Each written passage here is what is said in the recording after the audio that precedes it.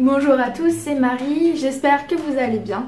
Aujourd'hui on se retrouve pour une vidéo super originale sur YouTube.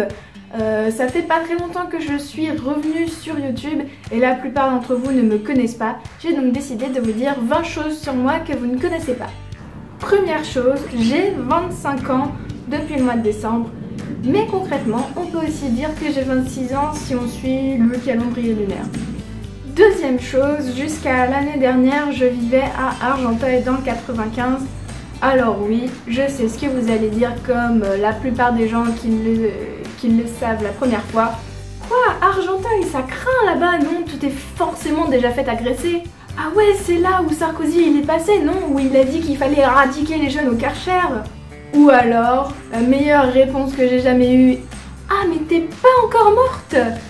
Non, là, enfin si, là tu vois, je suis mon propre fantôme, je ne suis pas là. Troisième chose, de mes 6 ans jusqu'à mes 13 ans à peu près, j'ai fait du piano. J'étais même plutôt douée, j'ai donc commencé à faire des concerts dans des caves. Attention, hein, pas les caves dans lesquelles vous rangez vos affaires de ski pendant l'été, hein. Je parle des belles caves aménagées en salle de concert. Et évidemment, comme la plupart des gens, j'ai arrêté le piano pour la même raison. J'aimais pas le solfège.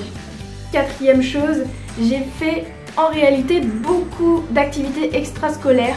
J'ai même fait du théâtre, de la danse, de la chorale, du step, de l'équitation. J'ai même testé le judo, mais j'ai arrêté au bout de 2 séances parce que le prof, voyant que j'étais vraiment trop douée, il m'a dit que c'était pas nécessaire que je revienne.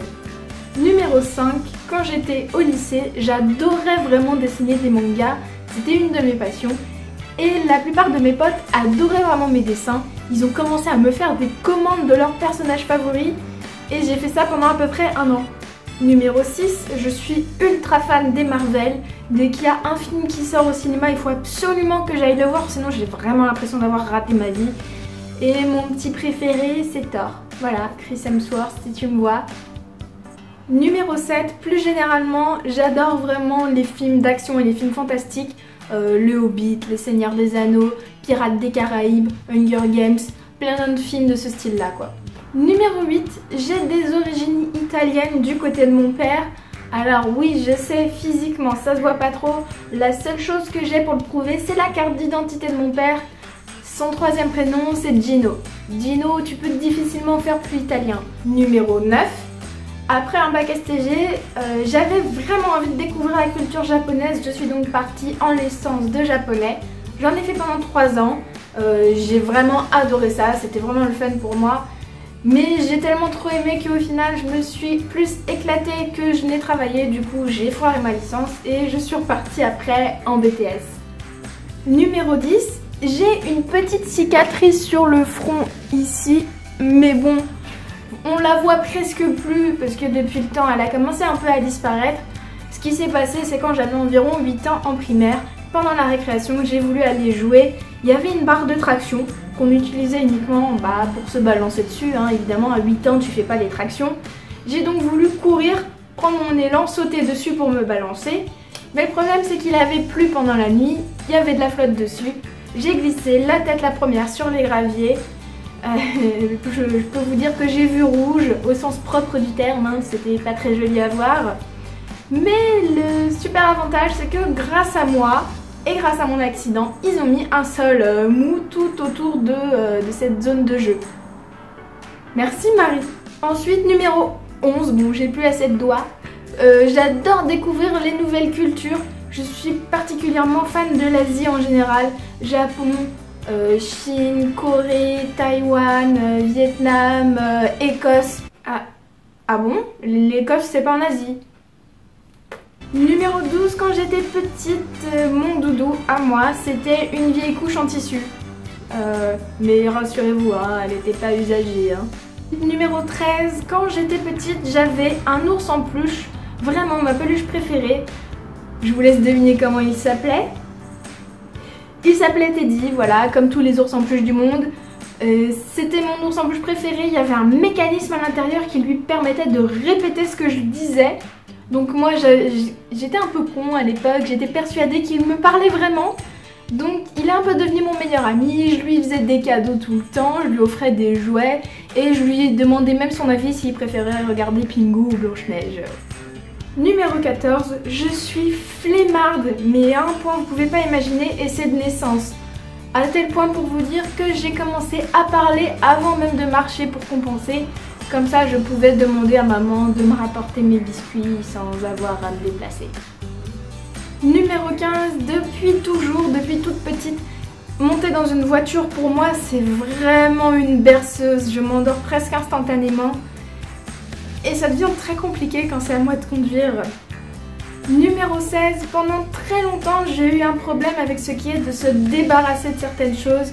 Quand j'étais encore chez mes parents, j'avais même un endroit spécifique dans mon armoire où je gardais des emballages et des sacs en papier ou en plastique. Depuis quelques mois, une de mes activités favorites c'est de regarder des streamers jouer à des jeux d'horreur. Je sais pas pourquoi, j'adore ça, mais en revanche, je suis incapable d'y jouer moi-même. Je suis trop terrorisée.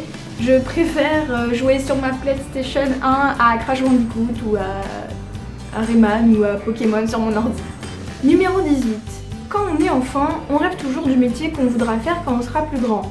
La plupart du temps, c'est des trucs du genre pompier, acteur, danseur, marchand de bonbons, vétérinaire, voilà. Et moi, quand j'étais petite, mon rêve c'était de devenir paléontologue. J'étais passionnée par les dinosaures, par le fait de creuser, de rechercher des trucs. Mes jouets préférés à la maison, c'était même des sortes de petits blocs de calcaire où tu devais creuser pour trouver des autres dinosaures et le reconstituer à la fin.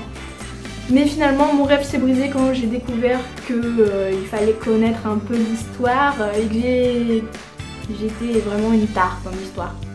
Numéro 19, je suis une grande fan de Pokémon et mon Pokémon préféré, ça a toujours été Galopa parce que c'est une putain de licorne quoi. Numéro 20, comme beaucoup d'ados, je suis passée par de très nombreuses phases pendant mon adolescence et mon style vestimentaire a beaucoup changé. Vers 13-14 ans, à la fin du collège, j'écoutais beaucoup de rap, R&B, Eminem, Usher, machin, et j'étais un peu dans ma période wesh wesh. Après, quand je suis entrée au lycée, j'ai commencé à écouter de la tectonique. Me jugez pas, s'il vous plaît. Donc, je vous laisse imaginer le style. Juste après, j'ai commencé à entrer dans une période sombre, je suis devenue un peu émo gothique. J'avais tellement de noir autour des yeux que les gens étaient persuadés que j'écoutais du Tokyo Hotel. Alors que je détestais ça. Par la suite, il y a eu l'ouverture de Uniqlo Opéra à Paris. Donc j'ai commencé à mettre que des pantalons fluo, tout le temps. Des pantalons fluo, voilà, c'est des jeux. Les pantalons noirs et les jeans bruts, je connaissais pas. Après le lycée, comme je vous ai dit, j'ai fait une fac de japonais. À ce moment-là, j'ai donc eu ma phase manga, style un peu décalé, marginal, etc. Très particulier. Et au final, quand je suis retournée en BTS, le règlement voulait qu'on soit habillé professionnel, donc j'avais pas trop de choix. Je suis retournée à quelque chose de plus classique, avec des vestes de costumes, etc. Et au final, mon style est resté un peu plus dans ces eaux-là, même si maintenant que je ne suis plus à l'école, j'essaye un peu plus de m'ouvrir et de m'habiller comme je le souhaite, avec plus de couleurs, parce qu'on n'avait même pas le droit au jean. T'as pas le droit au jean à l'école. Tout ça pour dire qu'il faut bien grandir un peu et s'habiller un petit peu mieux. Et puis après tout, j'ai 25 ans.